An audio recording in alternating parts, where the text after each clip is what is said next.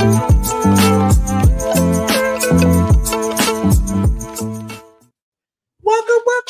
everybody to Workhorse Wrestling Network, and this is the Winner Circle with the CEO, ALW, and I'm filling in this week. It's your girl Dolores. You see me on CN stores and some pay-per-views, but I'm here to fill in. Anika and Sammy, they decided to take the day off. Okay. So, ladies and gentlemen, here on the Wellness Circle, we talk about Raw, NXT, and Dynamite of the week. So you get it all jam-packed in one good show. How are you doing, ALW? Doing good. It's bright and early Saturday morning, as always. Thanks for joining us here. If you're with us, we appreciate it. Hit that subscribe button. If you're new, we want to say we appreciate all 186 current subscribers. So hopefully that number will continue to rise. So we appreciate all of you. And yeah, I'm ready to talk some wrestling. Yes. I just thought about it. I was like, hold on, did I share out the radio circle? Ladies and gentlemen, that's a big key here at the Winner Circle, is to make sure you subscribe, you share, and all those good things help us get more and more great people to the channel. Okay? So, first off, we're going to talk about Raw. Okay? Trying to make sure I get the balance in. Raw was on 8/5. It was Raw 16/28. So, ladies and gentlemen, 1628. Holy smokes! Yes, we start off with Randy Orton interrupting Gunther. Yeah, I mean, me and Anika talked about this a little bit last night because we were just talking kind of all things wrestling. And I hope that this is I guess we were in the minority. Us for the channel thought that the first time these two wrestled wasn't very good. I thought it was slow, very plodding. I didn't think it came off very well. I thought their chemistry was a little off. Apparently, according to Anika, she, the other people she listens to, I guess, i.e. Wrestle Talk, True Heel Heat, whoever else she wrestles or listens to, was saying that they enjoyed it. So maybe they saw something I didn't. So, I mean, I'm hoping that this match at Bash in Berlin, Bash in Berlin is better than their first one was. I mean, I'm optimistic. I mean, in theory, these two should have a good match. I don't remember what you thought about the first one, but or if I know what you thought about the first one. The first one was, but again, that was during the time that Randy was kind of getting acclimated. So I don't know if that's now that he's kind of like back in the swing of things, will it be different? So I give that a pass on that. Yeah, I like this. I thought it was okay. I mean, neither of these guys is super high intensity, so it wasn't like revved up, and neither of them gives like what I would call the most exciting promos. They're both good talkers, and it was fine, but it wasn't like, and I mean, I guess ultimately it increased some of the anticipation of the match for me. Not a lot, but a little bit. But yeah, this was a fine segment. I didn't have a problem with it. Next, ladies and gentlemen, we had Sheamus defeating Ludwig Kaiser. Yeah, so what do you think it is. It is what it is. I mean, I'm a Sheamus fan. I don't like Kaiser. I feel like they're trying to push Kaiser down our throats, and I'm not a big fan of that. I mean, and I don't like it when they. I'm a much bigger fan of when wrestlers get over organically because they're good and their talent and that stuff, as opposed to they get over because we see them so often and they can't help but just kind of be in the way, which is how I feel like they're trying to do with Kaiser a little bit. I don't think he's really good enough to be wrestling guys like Sheamus and that. I think he's a mid-card guy, but it is what it is, and Sheamus got the win, so I was happy to see that. I mean, so. Yeah, that was a solid match, but I kind of wanted more out of it. Then you had Damian Priest call out Finn Balor. Yeah. Excuse me. And if I'm not mistaken, Finn said he wasn't coming out. JD came out. and they talked a little bit, and then Finn did end up showing up and attacking Damian Priest. If I'm not mistaken, I think that's what happened. Um, yeah, I Yeah, mean, he played on to the match later on, but it was just like essentially he was like, you know what? When I was down and out, you essentially just kind of played like it was okay, and like I handle it. Like, what you mean? Like, this is what my dream is. This is and it's crushed, and you like, well, sorry you couldn't get it done, but I could do it. At that point, I kind of felt feared. Like, if I'm down and out, and my friend kicks my back in at my lowest moment, I'm gonna find a way to get you back.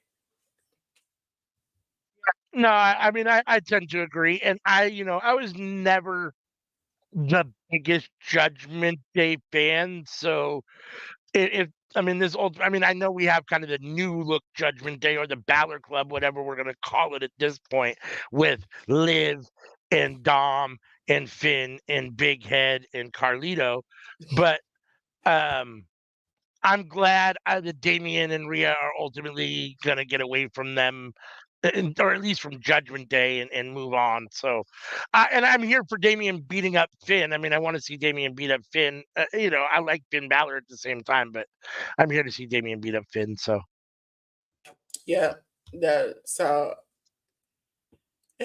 Damien and Rhea together. I wonder if they can get like new people and like go against the Judgment Day. yeah, it'll be Then we interesting to had see if they recruit people who it would be. yeah. Then we had Lara Valkyria defeating Shayna Baszler with Sonya Deville and Zoe Starks by DQ. Again, they're set up for another match later on. So we kind of just was in the setup mode to get to where we needed to be. Yeah, So and we to really further didn't get show, a good match. We didn't get a good match out of this. yeah, and to further just solidify the new faction as a heel faction, right? So, I mean, they're cheating and they're further solidifying themselves as heels. And yeah, I mean, Lyra's their target at the moment, and they're going to have another match, obviously. And I'm not a big fan of necessarily setting up using one match to set up another match, but it is what it is. But yeah, this really wasn't much of a match, just I mean, to speak of when it really boils down to it, which is unfortunate because these are two women that can really go. And I'd love to see the two of them just in a match, just have a real match. I mean, I think it would be fun. So, but I don't know that we'll ever get that. Yes, ladies and gentlemen. Also, I just would like to say on a personal tip, if you ever become a content creator, know it. If you got to be online at 9:59, 10 o'clock, your house gonna go crazy. Okay? Listen, it's always, I guarantee you that everything just go turn upside down as soon as you get online.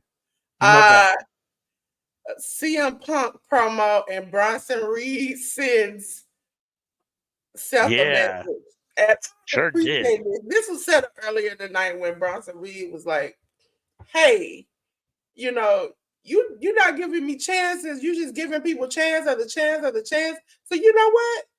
I'm gonna start taking it. And he did. And it starts off with Punk in the ring talking about essentially saying that summer's not over, so the summer of Punk could still happen. And Sure. so then he calls out Drew, but instead of Drew, we get Seth freaking Rollins. And they have a standout, ladies and gentlemen, where they're face to face in the ring. There's a wide shot where they're just standing there looking at each other. And in the midst of that, Drew comes down in the crowd. And he's like, my favorite part of it was Seth did come out looking like a cowboy. And CM Punk before they start off the stairs, I was like, why you coming out here looking like a cowboy? I could be your Huckleberry Finn. And then they just stand there. And they were like still. Like we were having a mannequin challenge. And they both were just staring at each other. And then Drew just comes out happily. It was like, yeah, that's why I got your wife and your dog. And CM Punk then is like, yeah, I need to get out of here. And he just jumps the railing and starts running up the steps. And Steph is standing there like, this was my moment. What happened? And then that's when Bronson Reed was like, I come to end it all. I'm gonna end your life at this point. And that's when he started to tsunami him over and over and over and over. And to the point where Seth was like full on dry heaving and blood was coming out. My Point where favorite Bronson part Reed was, to the point where Bronson Reed was so tired he was not tsunamiing, he was falling off the top rope on top of yeah, Seth. he Like just he started, wasn't jumping the last couple times. He just like got up there and fell over. my favorite thing is that everybody tried to help self without help self because they were like, come on, come on, come on, come on. As soon as he jumped, everybody was like, Get I out gotta the save way. myself. Get out the way. Yeah. Was it I forgot his name, but he tried to grab Seth by the feet and drag him, and he jumped off one of the tsunamis, and he was just like, I'm not involved in this. Let me back on up. I was like, save yourself. Listen. You got to do what you got to do. Jason Jordan out there was like, I ain't got nothing to do with this. I'm trying to save my life. Right. Do it. Yeah. From top to bottom, I liked the segment. I thought Punk and Seth was fun, even though I'm not the biggest CM Punk fan. He's a decent wrestler. I mean, he's a good wrestler in the ring, so him and Seth would be fun. Obviously, I don't. Seth seems a little like the third wheel to Punk and Drew, so I'm glad that Bronson Reed kind of interjected himself and gives Seth something else to do. I'm tired of seeing Seth kind of in the Punk uh Drew mix. So, and yeah, I mean, I'm happy to see Bronson Reed come out and show everyone, that he's someone to take serious. So, Yes. So after that, ladies and gentlemen, we had the new day of Kofi Kingston and Xavier Woods defeat the authors of Pain, Akam, and Razor, along with Karrion Cross, Paul Ellering, and Scarlett. And then we had a debut. Okay? Ladies and gentlemen, I just want to say it took him long enough to get here. It took him long enough to get here. Also, I just want to let you know that Kofi looked like he was comfortable with this pick, but Xavier's like, I don't know who you. You didn't tell me. This ain't what we doing, are we? yeah, I mean, I'm happy to see the New Day back. I mean, I don't know that they needed a third guy, but okay. I mean, it is what it is. I mean, Woods and Kingston together are probably enough, but I guess they had magic with Big E and the third guy, so they're trying to somewhat recreate that. I mean, I don't think that Odyssey Jones is Big E, so I mean, we'll see how it ends up playing out. I guess it's about time he has something to do. I'm happy to see Kofi I'm gonna back. say what ALW can't say. They picked another big black man to replace the big black man. That's out. That's out.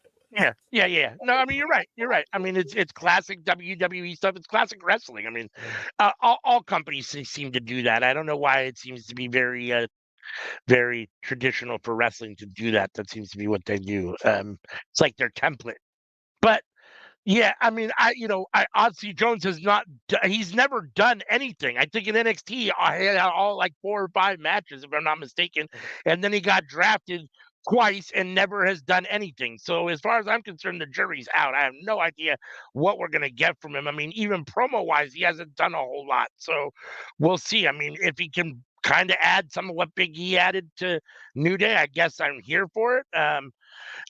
At the same time, if there was a lot of stuff about New Day I didn't really care for. I'm not a big fan of the Booty-O's cereal and the pancakes and all what I saw, kind of like some of the dumb comedy. That stuff I wasn't necessarily here for, but I love them as Big E, Woods, and Kingston as wrestlers. I think they're all solid wrestlers. They're all solid promos. Like I said, Odyssey Jones, we'll see if he can fit in. Obviously those are big shoes to fill, but I'm glad to see Kofi and Woods back together. I mean, they're one of the best tag teams in WWF history or WWE history when they're going. So yeah, I mean, I'm happy to have him back. And if he does nothing but stand back there and maybe just provide extra strength or extra, muscle, then that's fine. I mean, I guess. Yeah. Speaking of fun tag teams, we had A Town Down Under. Austin Theory and Grayson Waller defeat Awesome Truth of Our Truth and the Miz. which is better treatment than they got on SmackDown last night when Grayson Waller and Austin Theory got beat up last night on SmackDown. I'm trying to figure out why they're on both shows, but okay. Okay. Maybe I don't know. I can't even explain it to you. It's the fact Uh, that Austin Theory went from being like the man to a man all of a sudden. yeah, they cooled it. Yeah, I mean, I feel like they were pushing him for a minute, and then they had the bad Money in the Bank situation, and then they put him with Grayson Waller, and they just cooled him way down. Like Grayson Waller and him had the tag team titles for a minute, but even then, it was like they still weren't really hot. And yeah, I mean, he's so good. I mean, he needs to. I'm ready for these two to break up already. One of them to turn on the other, and them to split up, and him to do his own thing. They need to get back to pushing him as a singles At this wrestler. point, Austin needs to turn on Grayson because um, I've got knocked out multiple times because of you. Yeah. And it's like, first of all, when you tell Terrence Crawford, if you step another step, he's gonna take you out. At that moment, I would have been like, this is it. This is we there's no friendship. Any person who puts me in danger repeatedly, that ain't a friend, that's the enemy. And then you have the next match, which was Damian Priest defeating Big Head Bobblehead JD. Okay, JD McDonald with Carlito by DQ because again the New Judgment Day wanted to get involved. Yeah, I mean, this was when we basically had Rhea come out, and her and Damien are now, I guess, whatever they're gonna be. And against the New Judgment Day. I'd rather call it Ballard Club, but um, I never really thought Judgment Day was a very cool name. Not that Ballard Club's the greatest name, but it's a little bit better, and it seems to be more fitting because that's what it actually is now.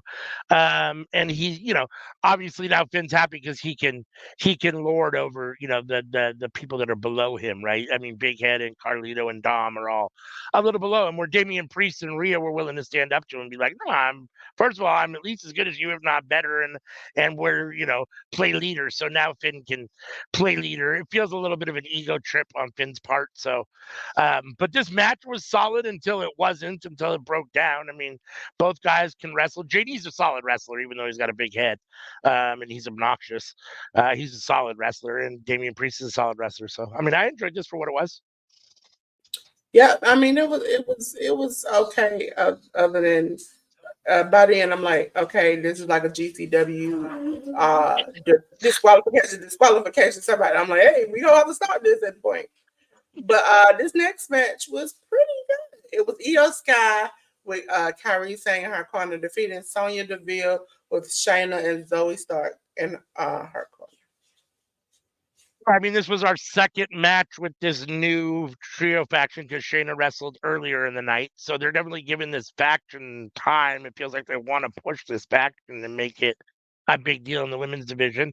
If you want to do that, though, you can't have them take losses over and over again. So Shayna lost earlier, and now Sonya loses now. So, I mean, I don't know how that looks, but we'll see. I know they're heels, so I guess heels can take losses too, to a certain extent. But you've also got to give them time to look tough and get some wins and show why they should be formidable and people should be scared of them, right? So, So I but would at the I same would time, say when is the triple threat coming? Because you're gonna have Lyra and the Party Girls versus Io Sky and Kyrie Sane and Dakota Kai versus Sonya, no, it Shayna, and wouldn't. Zoe. Yeah, but it wouldn't be Dakota Kai, would it? It would because she doesn't I think it wrestle would. Yeah. anymore. Yeah. Yeah, so it has to be a triple threat somehow. And It I might just be wonder, Oscar. are we gonna have Maybe like a Oscar. ladder match or something? It has to be something. Yeah. Yeah, no, I mean I agree. So, but they can't keep taking losses if you want to try to build them up. But Io Sky is Io Sky, and she's for all intents and purposes, a legend, a living legend to a certain extent. And so, I mean, the fact that she's beating Sonya Deville seems right to me. It just, if you're trying to push this new faction, it's a big deal. They can't keep taking losses. So, especially not two in the same night. I mean, so. Yep. And next, and the last match, which was pretty good. I was shocked because the last time We saw something like this appear. It went wrong. It was the Wyatt Six, uh, SICKS, like sick, sick. Uh, Dexter Loomis, Eric Rowan, and Joe Gacy with Nikki Cross and Uncle Howdy in their corner defeat American Made. That's their name, American Made. They're not American made. Academy. They said you can keep that name. Gable said we are American Made with Brutus and Julius Creed along with Chad Gable. I don't really do America like that, like America. So I prefer Alpha Academy as a name myself, but it fits Chad Gable, that America. I mean, he's kind of like the modern day Kurt Angle to a certain extent. He's Mr. kind of, America a lot of times. So it fits. I'm glad to see these three together. I like Chad Gable and the Green Brothers together. So, and I thought the Wyatt Six came off good here. I've always been a Joe Gacy fan. I like Dexter Loomis. I feel like he never really got, booked properly on NXT, or since he's been in the main roster, this is the best booking they've done for him. And Rowan is Rowan. He is what he is. He's a big guy that can, look good. So when he has to, or look like he's, um, hurting people when he has to. So I thought this came off well. I mean, this, like you said, I think this is probably the best. I don't know if you said that, but it could have came off bad. This came off well. For me, this is the best we've seen of the Wyatt Six so far. I think it's the first time they've actually wrestled, so that was nice to see. And yeah, I mean, right now it's okay. I mean, I'm here for it at the moment. I mean, I don't necessarily want it to get any weirder because I mean, as long as the weird makes sense. I wasn't a big fan of like the Firefly Fun House and that kind of stuff. For me, it never really clicked or made sense. So I don't like that kind of bizarre weird. But I'm here for the dark and spooky. So if they keep doing that and they keep doing it somewhat well, like they have so far, I'm here for it. Yeah. So that was the end of Raw. What would you say? Would you think it was? Oh man, this was a tough one. I think this Raw was a little down this week. I would say probably a C plus. Yeah. Because at the That end, was my I'm gonna ask you out of our three, what would you think would be one, two, and yeah. three on the podium? Yep. Um, Next up, ladies and gentlemen, it is WWE's NXT number 745, the Great American Bash Part 2. Okay. It was on 6/8. We had Pete Dunne defeating Trick Williams. A match. I really enjoyed that match. I like both these guys a lot. I mean, I like Pete Dunne better. I'm a huge Pete Dunne fan. I'm glad that he's no longer Butch and that he's now on his own. I'm happy to see that. I thought this match was a good match to open the show. I thought Trick held his own with a really strong veteran wrestler, and I thought that he had some good spots where it looked good, and then Pete Dunne got the win. So I enjoyed it. I mean, I'm not sure what this means for Trick Williams. I know Trick is trying to work his way back up, and if your goal is to actually have him work his way back up, he probably shouldn't be taking a lot of losses. But in my mind right now, when I think of like tiers of wrestlers, I see Pete Dunne up here and Trick still down here just because Pete Dunne's so much more experienced and Trick is still learning and getting his feet under him. So in theory, in my head, Pete Dunne should be beating Trick Williams. Trick was just your champion, and if your goal is to get him back to that spot again, he shouldn't be taking too many losses. But Yeah. Also, can we get? It seems like we broke up Trick and Lash to give Lash a moment where now she's the one falling in love, and I mean Jakara, and now Lash is the one trying to stop her. And I'm like, it should be that like she starts back with Trick and be like, you know what? If you can do it, I can do it better. Okay. and the whole situation with the three of them is weird. I'm not. Yeah. I'm not really here for it. They don't. Well, I'm here for it if they make it make sense and it's fun. Don't get me wrong. Like I don't have a problem with soap opera, love triangles or love stories as long as they do it well and it makes sense. This has never really made sense, even from the beginning when it was just Lash. Like the whole thing has been weird. So Real weird. Ladies and gentlemen, the next match after that was for the WWE NXT Women's North American title. Kalani Jordan defeated Tatum Paxley. Yeah, this was an interesting match for me. I thought this was Tatum Paxley's best match that I can remember seeing. I thought she looked good. I like heel Tatum. I don't like the doll stuff, but I like the heel kind of dark Tatum Paxley. And I thought this match, for what it is, for a mid card title for two women that are on a development show that are still learning how to wrestle and get their feet underneath them and what they, what to do, I thought they killed it. Honestly, I mean, it wasn't like A plus plus, but for, like I said, what they are, a mid card title on a developmental show, two young women. I thought it came off really good. I enjoyed it a lot. I didn't have any problem with it at all. I would say Kalani is a good in-ring worker, but when it comes to like mic stuff, I wouldn't Yeah, quite give it to her. yeah. And that's why they're still on NXT, right? They're still developing. So I mean, that's what they're there for. So Now for the WWE NXT title, Ethan Page defeated Ora Mensa with Jakara Jackson and Lash Legend in his corner. Listen, Ethan Page has been on fire. This match was really good. I really liked it because I didn't think it was going to be worth a lot. Also, I'm getting confused with our wrestling shows. It seems like the big title matches with the good names. We'll talk about this on another show. Seem the next show actually.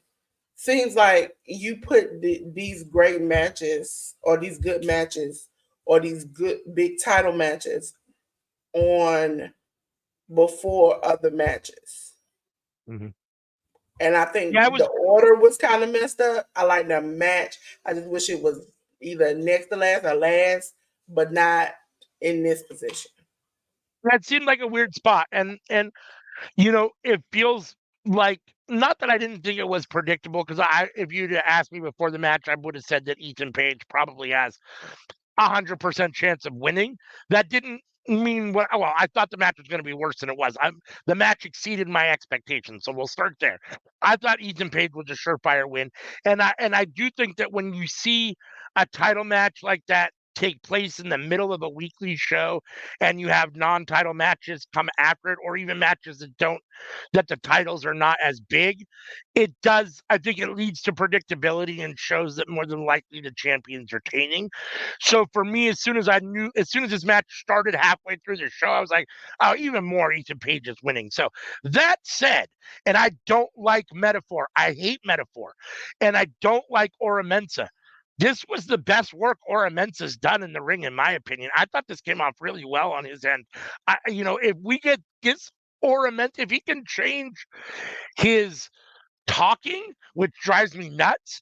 His in-ring work tonight, and he can continue to do that, then I don't have a problem with it. I'm here to see where it goes, as long as they split up metaphor.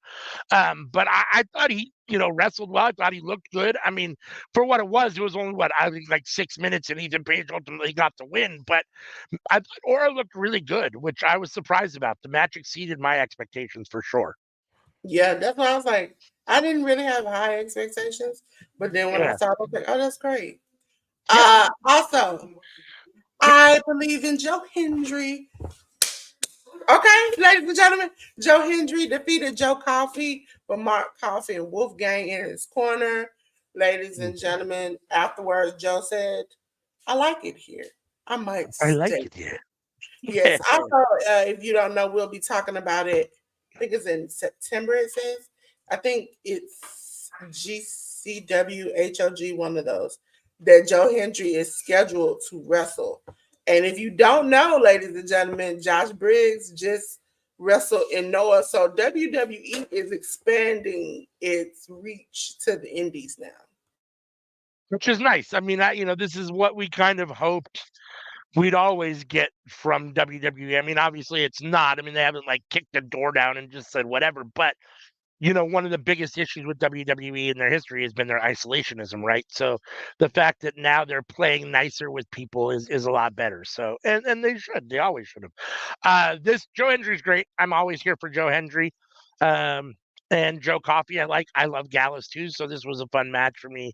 I thought it ended up being more of a Joe Hendry showcase, which I think is a bit of a disservice to Gallus because Gallus is really good, and I think that Joe should have gotten probably a little bit more offense and had a little bit more time to look better. But you're pushing Joe Hendry big time, and he's the big guy in this match, so it makes sense why he got basically the kind of the easier win in the showcase here. So, but like you said, this should have come before the last match. This should have come before the championship match. And Yeah, on the it hook seems for like me. lately they've been getting like all the companies the order out of whack, and it doesn't seem like their main titles are very much a priority or their main stars. It seems like. Yeah, yeah. So next, ladies and gentlemen, Win Sinclair with Charlie Dempsey and Miles Bourne, the No Quarter Catch Crew, defeated Kendall Gray with Carly Bright in her corner. Yeah, I don't really have anything to say. This was the down Yeah, part of the yeah. show. I I mean, don't even understand why this match again. Why is this match here? You're gonna put I this agree. match first, and then let everything else come behind it, or you could just not put it on there at all, and I would have been excited. No, you didn't have to do this match at all. I mean, I understand that it's a developmental show, and these are women that you want to give reps to, and you want to give them a chance to see what they can do. You want to, but I mean, I don't know. This was the down part of the show for me, so I don't really have anything to say. It is what it is. Ladies and gentlemen, next match, last match, main event of the night for the WWE NXT Tag Team Title match. Axiom and Nathan Frazier kept their championship by defeating MSK Wesley Zachary Wentz with Trey Miguel in the corner. And guess what, ladies and gentlemen? We talked about this on Tuesday. My boy West said, I'm tired of losing, and I'm tired of you losers who always want to console me about losing. So guess what? I'm gonna kick you in. I'm gonna super kick one, kick the other one in the wiener, and then it's time for me. Just listen. Somebody was screaming. I said to somebody chat when they was like, when he was like, "That's my brother," and I was like, he's like, "Brother Uh, from another mother." Get in the wiener. He ain't on the same page no more. You can see in his face like he kept for weeks talking about being a loser. And at a certain point, he's like, why is everybody okay like with losing? Why? And I want to know the same thing. Why every time somebody loses, I always like, yeah, it's okay. You're gonna get them next time. It's fine. You did your best. That's all that matters. No, it's not. I lost. no, it's As not. Booker T said, I ain't gonna make it to that pay window. Okay, I got family to feed. Bump that. Just like they was in the room and they were like, hey, how about we get some smoke? And he's like, we don't do that here. He seemed like he on a professional level and y'all still want to have fun like y'all single, ain't got no kids. No, I, I mean, I understand that. the only problem I had with this match is that Axiom and Frazier are still champions. I mean, I understand why they're still champions because this was the fallout of the MSK story or the Rascals, whatever you want to call them. I get it, but it feels like now you're making the titles, you know, a third wheel to a story, which sucks to a certain extent. Not that the NXT tag team titles are a big deal, but yeah, I mean, I don't have a problem with Wesley, being frustrated with losing.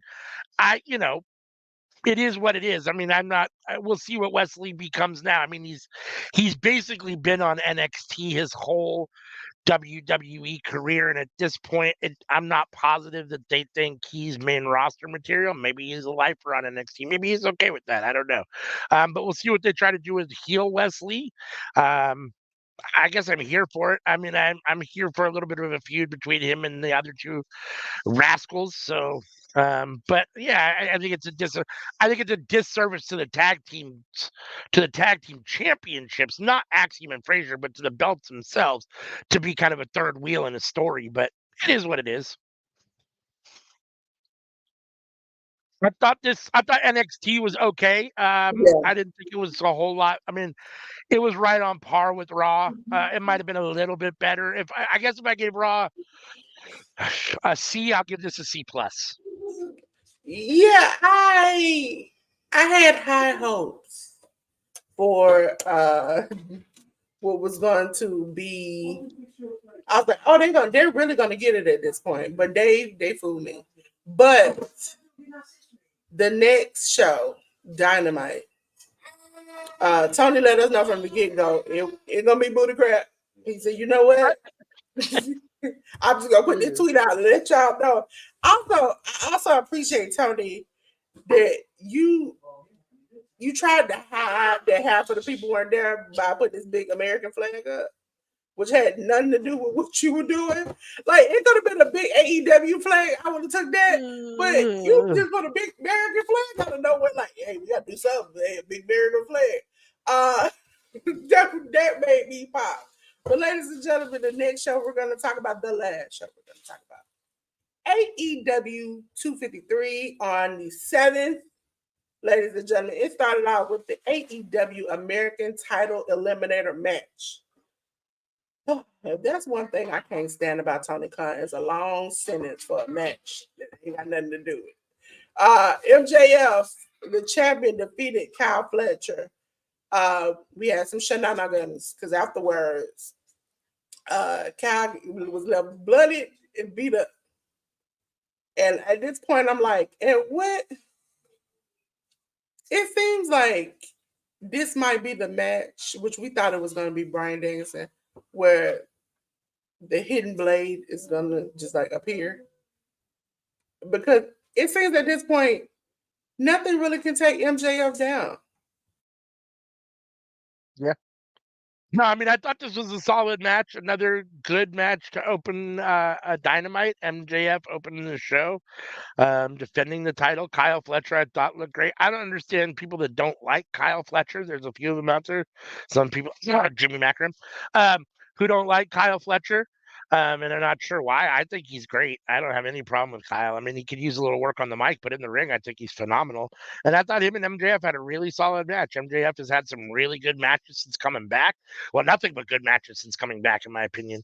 And yeah, I mean, this one was good too until obviously the shenanigans kind of at the end. But it is what it is. That's typical MJF. And at this point, I even though you run the risk of doing it too much because he's so good also, and we know that. I don't think it diminishes him. Like with some guys, when you see them doing cheating too much, it's like, oh, that's all he can do. But we know that MJF can win without the cheating. He just does it because he's an asshole, which is a little bit different. So, as opposed to needing it to absolutely win. Um, so I don't necessarily have a problem with him taking the shortcut most of the time because that's perfect for his character. It's the point where I don't want to get into Roman Reigns territory. Yeah. The difference for me is that he usually does it at the end of a long, really good match, as opposed to like in the first 5 minutes of something to get it over with. Like he wrestles a really, really good match and then it just ends, in a shitty way sometimes. But at least he still has a good match to begin with and isn't doing it, 2 minutes in and ruining what could be a good match. I mean, Next up, ladies and gentlemen, my girl Mariah defeated Viva Van. I would say the match was okay because I know Viva Van can do way more, and I also know Mariah May can do way more. But it was an overall good match. And at the end, we had Tony Storm with a nice package to Mariah with them hugging, but on the back it said, Mariah must be unalived, okay? And then she appeared. The only thing that got me about that afterward segment was nobody stopped her when she hit her in the head with a shoe on the top of the ramp. But when Tony wanted to return the favor, everybody came in to stop it. yeah. I agree. There's definitely some disconnect sometimes is when they choose to break stuff up and have security jump in or not, and I don't always know the rhyme or reason. I'm assuming it has to do with shock value and that kind of stuff, or the idea that they want to keep them away. I don't know at this point because they're going to be wrestling in a few weeks at All In. I thought this did exactly what it was supposed to do. It made Mariah May look really good. I know Viva Van's a good wrestler, and so even though we can get more from Mariah May, and this wasn't either of their best outings, I thought it did what it was supposed to do and make Mariah look really good. And then Tony and Mariah. I mean, Tony came out and just rushed her. You can see the insanity in Tony's face, which is great. She's doing great as far as being. I mean, she's been crazy this whole time with the Timeless Act, but now that she's lost her title and is incensed with Tony's or with Mariah May, her facial expressions are great. Her attitude is great, and I thought this did exactly what it was supposed to do and get me even more excited for the match and All In. I mean, that's what they're trying to do. They're trying to build it up, and I thought it worked well. So I enjoyed this a lot. This whole segment. I just want to And say, Mariah May is that girl, right? I mean, Mariah May is that woman. She's impressive. So yes. I just want to say a part of me wants to go back to a former guest, Crystal Star, when she's like, whoever is doing Tony, whatever drag queen is doing her eyebrows, kudos, because she got them good things. They are glued and a surprise. Like, hey, how you doing? Like, every time I see it, I die laughing because she looks surprised every single time you see her. And I'm like, yeah. somebody, it has to, listen, nobody but a good drag queen can make your eyebrows look just like that. Like they one single line going up in the surprise. Ladies and gentlemen, if I can find it before the end of the show, I will show you all because it's like, how? How, Tony? How can you be like this, Tony? How? How? You have gone deranged at this point. I thought you were Delulu as a starlet, but you are crazy at this point. It's like you have lost all sense of time. And you are so into her. Like, you know you've gotten Delulu where it's like, I'm not going to beat you. It's like, I want to make sure you are unalived. And I'm like, that's my kind of Delulu. That's my type of I Delulu. like that energy. I like that energy. Yeah, it's like that's the girl you want to stay away from, but you drawn to. Like that that type of, you're like, man, I should stay away from her at all costs. But I gotta call her. That's how it is. Ladies and gentlemen, the next match was Katsuri Shibata. Katsuri Shibata. That's every time. This is why Jay News normally with me. Because I sound like a drunk in the night. Defeated Brian Keith, ladies and gentlemen. I just want to know what's the purpose of Brian Keith at this moment, because every time I see him, he catching the L. It's like L, Yeah, caught it. Yeah, I don't get it. And now they've changed his name officially. Now he's the Bad Apple Brian Keith, which makes sense because he's under the learning tree, but it's a terrible name. I mean, Bounty Hunter was way better. And yeah, I mean, they since being in the Jericho, well, since he's come to AEW basically, but especially since being under the learning tree with Jericho, it's been loss after loss after loss. I'm not sure what he's supposed to be gaining from being under Chris Jericho at this point. And I was so excited for Brian Keith, and now I'm disappointed in what they've done with them, as I feel with a lot of guys that have come to AEW. So hopefully Tony realizes that this isn't working and gets him away from there. But I don't know. We'll see. Shibata got the win. I guess it says he should at this point, just because of the way they booked Brian Keith. And Shibata's really good. So, I mean, it is what it is. I mean, yeah, I just feel bad for Brian Keith. It's one thing to get him TV time with Jericho. It's another thing to get him. It feels like a backhanded compliment almost. It's like, here, we'll give you time with Jericho. You'll be on TV all the time, but you got to take a bunch of losses. It's like, so it feels kind of purpose defeating. But I don't know. It seems like they just collect like Tony is playing with. And again, I know there are people like Dolores doesn't like AEW. I do. I love it. Okay. I was actually covering the show before we switched formats and everything got haywire. But I just cannot say, it's like now we're at a point where you're collecting toys and you don't know how to, like, you've gotten the whole room full of toys and you don't know how to play with them. yeah. I need you to do better. just like the next team. FTR, Cash Wheeler and Dex Hardwood, along with Orange Cassidy, defeated Roderick Strong, Roosh, and the Beast Mortis. Listen, again, you playing with just random toys and you don't know what you're doing. FTR at this point is like, I'm teaming with Orange Cassidy to fight Roderick Strong, Roosh, and the Beast Mortis.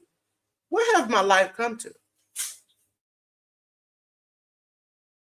No, I mean, this is an interesting match. I'm not sure why Roderick Strong, Roosh, and Mortis are together. I don't understand why Orange Cassidy and FTR are together. That being said, the match itself came off good. All six guys are really good wrestlers, and the wrestling itself was really solid. I thought the match was a lot of fun, but it doesn't make any sense, and I'm not sure what it does for anybody. So I don't know. I mean, okay. I mean, like you said, I mean, it's like a kid playing with a bunch of toys and he wanted to play with these six at this moment in time. So, okay. I mean, I'm here for all these guys getting TV time, What is up with but the I just wish it would AEW make tag sense. division? That's the question. What is up with the tag division? Yes. It seems Yes. like, and what's his name? Oh, I forgot his name. Meltzer and them were like, oh no, the Young Bucks don't book themselves. Okay, that's great. Somebody needs to book something because that title seems like they have disappeared. It's almost on. We're on AEW level, Yeah. and I'm like so mad about it because I'm like, you all were doing great. That's one thing that I enjoyed. It's like we had good tag team wrestling, and then we in this trio and makes me mad. Ladies and gentlemen, what made me even madder after that was this. The 2-on-1 handicap match. Camille with Mercedes Moné defeated Clara Carter and Jasmine. Okay, we're not even going to pronounce that. Okay. I'm trying not to get canceled in 2024. I almost got it in 2023. If you ever watch, ladies and gentlemen, if you knew the Real Terrence Wrestling Network, go back to some of them original shows I was on, especially a specific cookout where I acted a fool. Uh, but again, okay, you got Camille, who, if you've ever watched her, ladies and gentlemen, is not the best talker. And then you got Mercedes, who I hear crickets when she talks.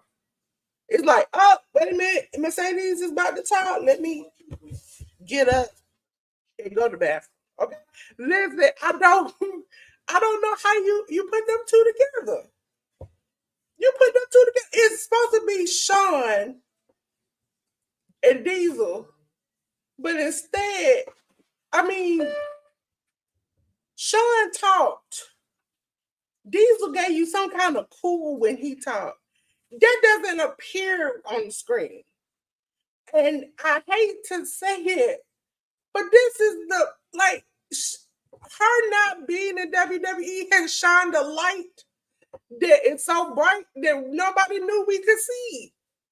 Like in New Japan, she was crap, but she really didn't talk that much. And now she has to talk on a weekly basis, and we like, whoa, this is what you do? This is what you do left to your own devices. Or the woman, the woman she brought in to help her, this is what you all been doing? I see why WWE. Ooh. I see why that lady didn't get her job back. It's because if this is the kind of stuff you were putting up to Triple H, and he was like, no. Never did I ever imagine that the word CEO would make me mad in my lifetime. When she first came out, I was like, CEO. Now when I hear it, I'm like, God, no, she about to talk on the mic. Jesus Christ. Yeah, I mean, I unfortunately at this moment I have a hard time disagreeing with you. Camille can't talk at all so far that I can see. She's never been good at it that I've seen. And so I understand why they wanted to put her with someone, but put her with someone that's apparently better at talking. I didn't realize. I guess she was scripted in WWE. She didn't seem this bad in WWE. Maybe that's the difference. And left to her own devices, she's just not that good. Because yeah, her promo work and her talking is very subpar so far in AEW. And her character work has been kind of subpar in AEW so far. The only thing that's added up is her in-ring work. So, and Camille, I understand why you're having her beat two women at the same time. I don't know that it really does her any service. She's good, but I was hoping when they announced that she was coming to AEW, because I hadn't watched NWA in a long time, which is really where she made her name. And I was hoping that she had progressed a little bit more than it appears she has. She's still pretty stiff and kind of clunky in the ring a little bit at times. So she feels like she still needs more in-ring work and reps and stuff, which I guess she's getting here. But I don't need to see her not look great beating two women that don't look, good either. So I thought this segment didn't come off very good in general.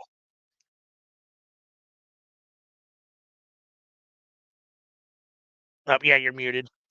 Nah, I'm just huffing because I'm mad. Oh, To what I love that he just get up. Why you do that? yeah, no, I mean my excitement was so high when Mercedes was coming to AEW, but so far I'm not disappointed. I wouldn't say it's been a bust or that I'm disappointed. I just was expecting more. I hope we get more at some point. I would say I am thoroughly upset because That's fair. after a certain point, you should realize you you shouldn't do this. It's like touching a hot stove repeatedly. And it's not and I want to point out when I say this as a Mercedes fan that I stayed up at night to watch her in New Japan. That's what I'm saying it as. I'm saying it as that, not as somebody who just dislikes her. I see her potential as a wrestler, but as a talker, I do not see it. I don't see it, and it upsets me thoroughly. Because I'm Yeah. like, at No, what point are we gonna admit that?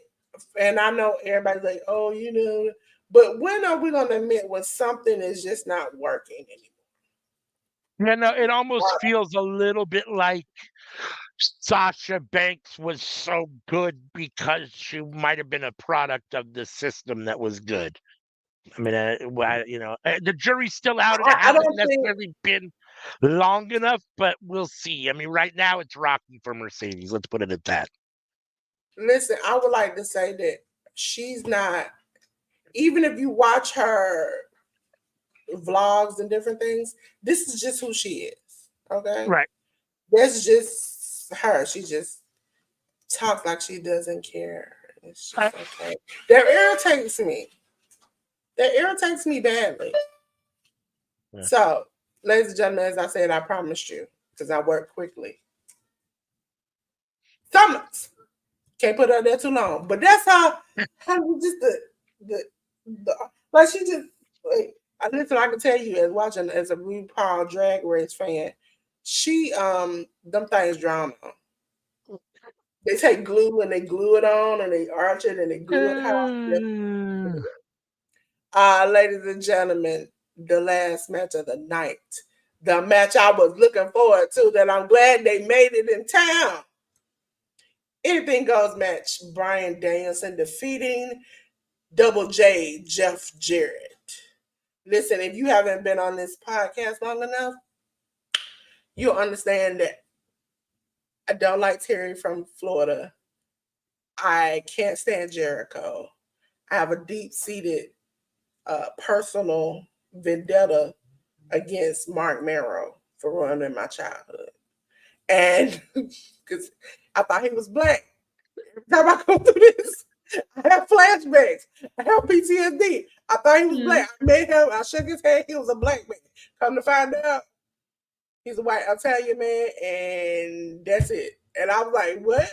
So you just fake the accent, fake the color, just to fool me and a whole bunch of kids and a whole nation of people for what reason?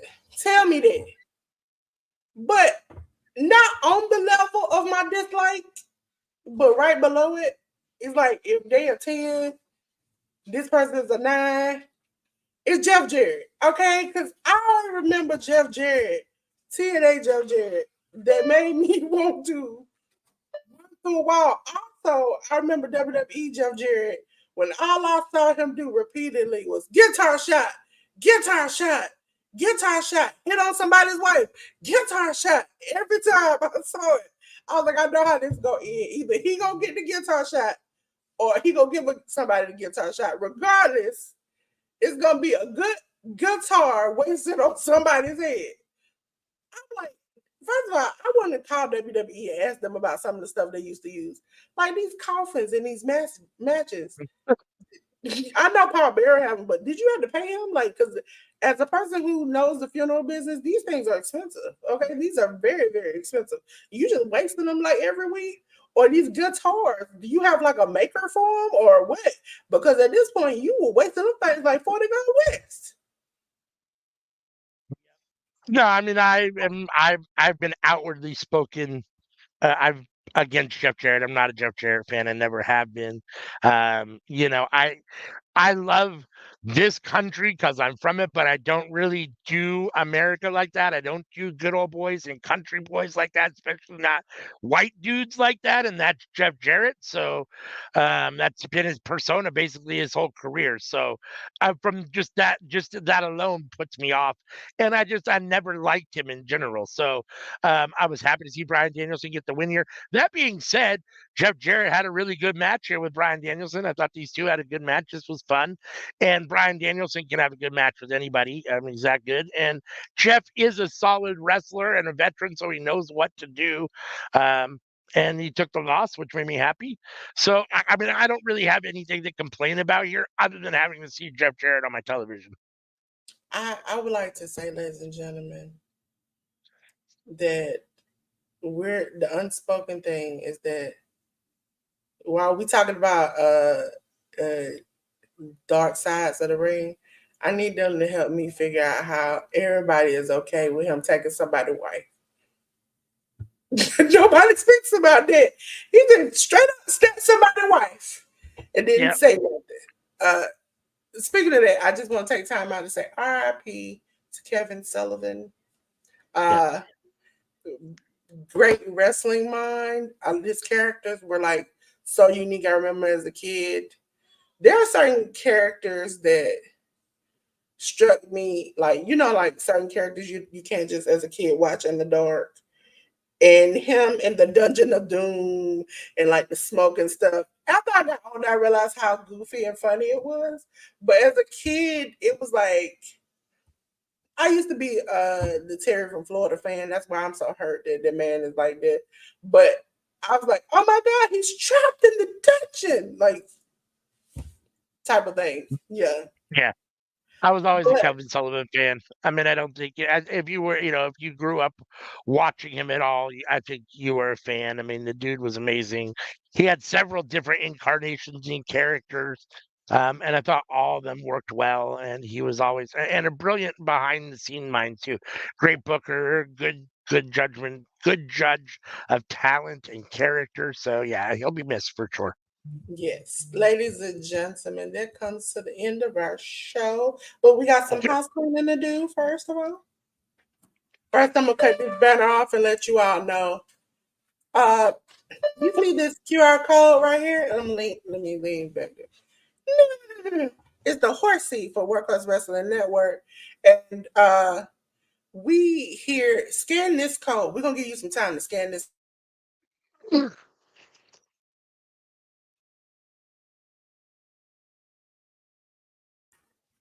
Okay, so got your scan. This to all our social medias. Ladies and gentlemen, it'll take you to everything Workhouse Wrestling Network. Also, ladies and gentlemen, On Mondays, 10 a.m.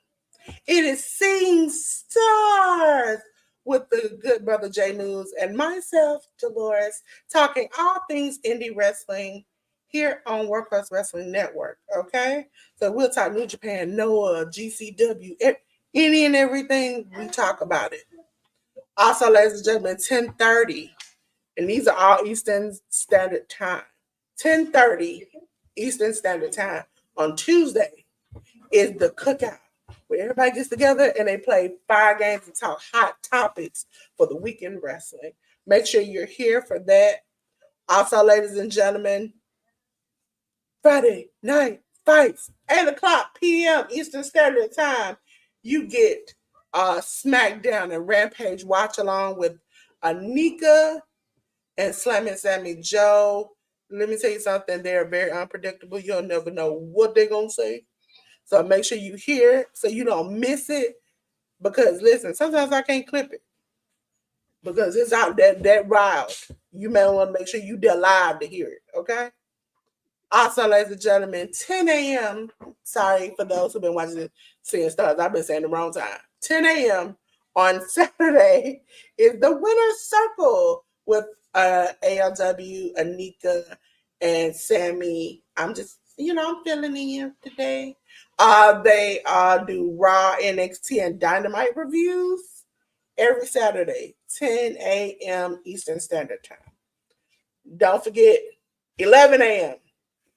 Into the Square Circle is on Sunday. So tomorrow, make sure you're there.